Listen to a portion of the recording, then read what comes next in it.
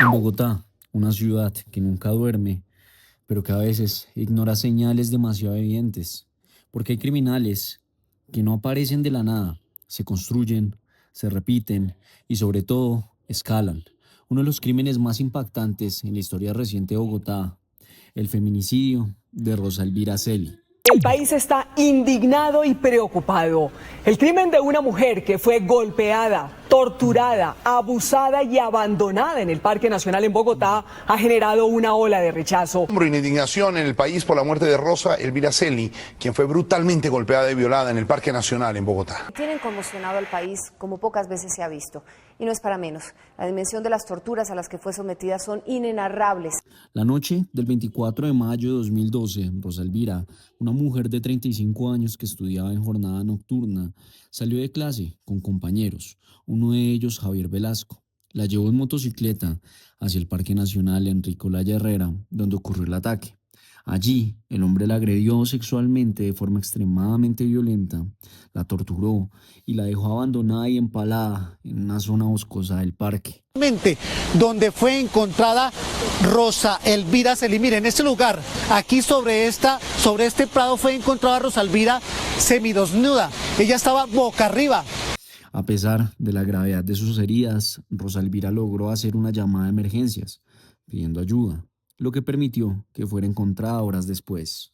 Lo más cruel de esta historia es que desde la 1 de la mañana con su celular llamaba a las autoridades pidiendo socorro para que vinieran aquí a socorrerla. Sin embargo, falleció días después debido a la gravedad de las lesiones. Pero, ¿quién era el agresor? Sobre Javier Velasco Valenzuela hay bastante información judicial, pero no existe una biografía íntima completa, nombres de familiares, infancia detallada, etc.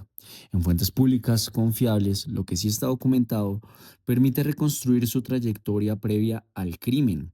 En 2003 fue condenado por homicidio y, tras cumplir una pena relativamente corta, recuperó la libertad y en 2007 pesó sobre él el orden de una captura por abuso sexual contra dos menores de su entorno familiar, sus hijastras.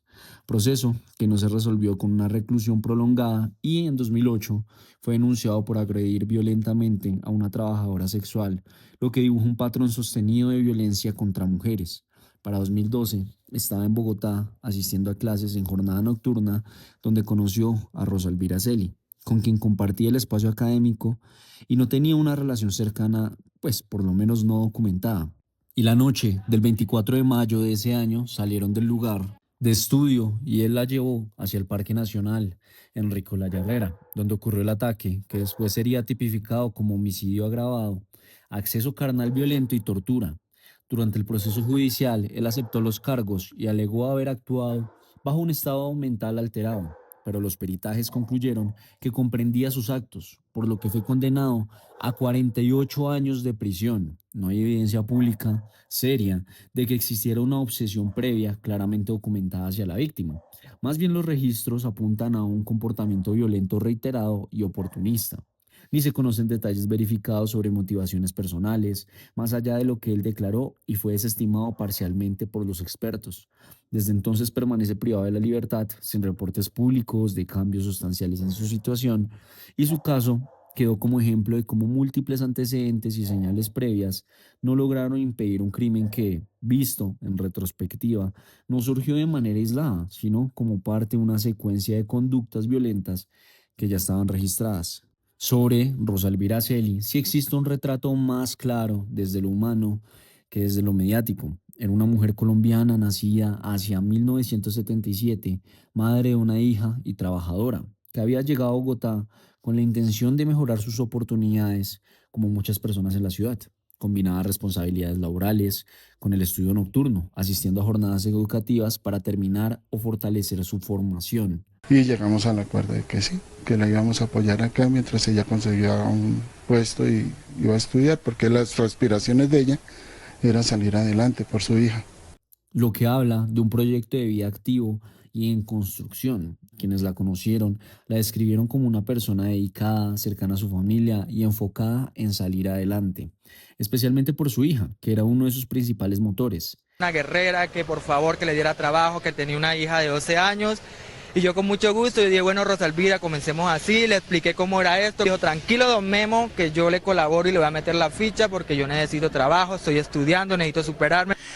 El 24 de mayo de 2012 cumplía con esa rutina diaria de estudio cuando coincidió con un compañero, Javier Velasco Valenzuela, con quien no tenía una relación, digamos, cercana, documentada más allá del entorno académico, y, tras salir de clases, fue llevada hacia el Parque Nacional Enrico Laya Herrera, donde ocurrió el ataque. Pese a la gravedad de lo sucedido, logró pedir ayuda, lo que permitió que fuera encontrada y trasladada a un centro médico, donde desafortunadamente falleció días después a causa de las múltiples lesiones. Y es que al interior del tracto digestivo se le encontraron restos de madera y de material vegetal y laceraciones y daños de todos los intestinos y parte de los órganos pélvicos de la paciente. Su caso generó una conmoción nacional profunda, no solo por la violencia del hecho, sino porque evidenció nuevamente fallas institucionales y la vulnerabilidad de las mujeres en espacios públicos,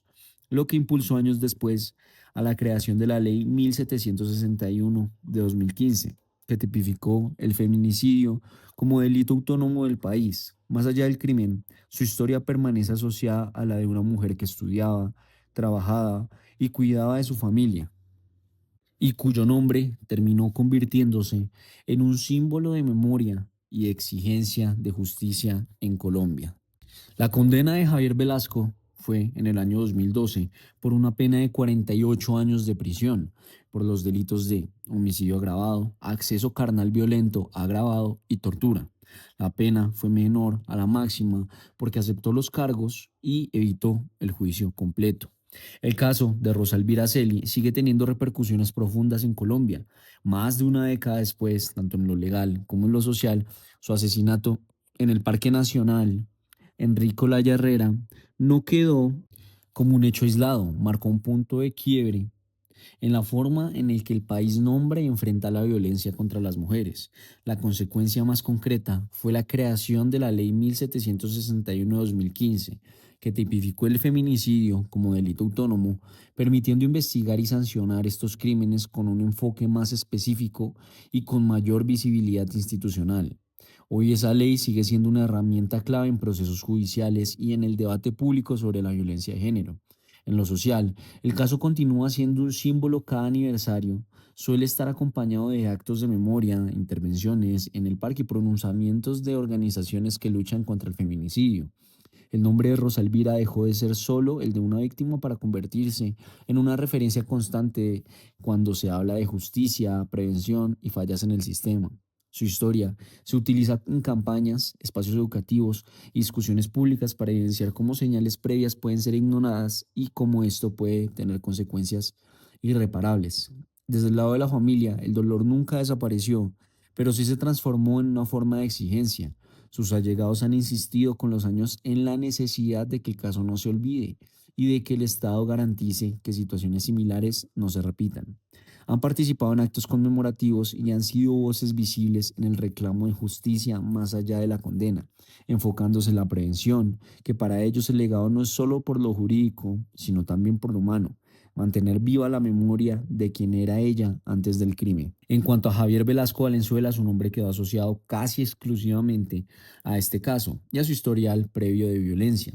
No existe un legado en el sentido positivo o transformador, más bien su figura se convirtió en un ejemplo de lo que ocurre cuando un agresor reincidente no es detenido a tiempo. Actualmente continúa cumpliendo su condena en prisión sin que haya información pública relevante sobre cambios en esta situación. En el discurso social, más que recordarlo a él, el énfasis está en lo que su caso evidenció: fallas institucionales, riesgos ignorados y la necesidad de actuar antes de que la violencia escale. El verdadero legado del caso, visto en conjunto, es doble. Por un lado, una ley y una mayor conciencia sobre el feminicidio, y por otro, una memoria incómoda que sigue recordando que no fue un hecho imprevisible, sino la consecuencia de múltiples alertas previas que no se atendieron a tiempo. El caso de Rosalvira no termina con una condena ni con el paso del tiempo, lo que deja es una verdad incómoda. En Colombia muchas veces el crimen no empieza el día que ocurre, empieza mucho antes, en las señales que nadie detuvo. Y este es un hecho aislado. Ya lo hemos visto en otros casos que han estremecido al país, incluido en el ataque en el set de grabación de Bogotá, del que hablé hace unos días, y otros criminales que siguen escalando mientras acumulaban antecedentes, donde el patrón se repite: denuncias, comportamientos violentos, alertas claras e incluso arrestos, y un sistema que reacciona tarde. La creación de la ley que ya mencioné fue un paso importante, sí, pero la ley por sí sola no rompe el ciclo si las señales previas siguen siendo ignoradas. Este es el punto más grave. No estamos hablando de lo impredecible, sino de lo repetido, de errores que ya conocemos y que aún así volvemos a cometer, porque cuando un caso convierte en símbolo, debería servir para cambiar la historia, pero cuando los patrones se repiten, deja de ser memoria y se convierte en advertencia. La pregunta final ya no es qué pasó esa noche, la pregunta es cuántas veces más tiene que pasar para que Colombia despierte. Este fue Pipeca.